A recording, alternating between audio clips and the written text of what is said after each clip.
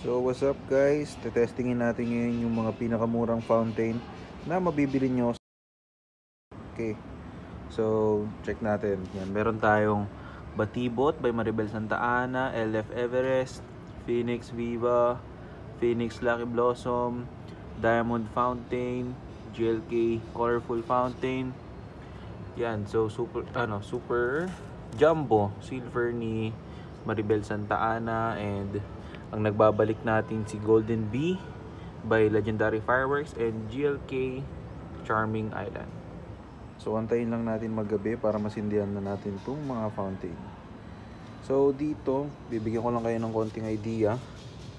Si Super Jumbo Silver, hindi ako ganun ka-expert pero kung ko-compare natin, magaan lang siya, unlike dito kay Golden Bee. Si Golden Bee kasi talaga, dati pa to, sobrang solid nito para sa akin Yun, mabigat siya. And then si Charming Island GLK, halos magkatimbang lang sila ni Maribel Santa Ana na fountain. So lahat ito manufactured 2025. So mache-check natin kung ano nga ba talaga ang mas okay. So antayin na lang natin magabi.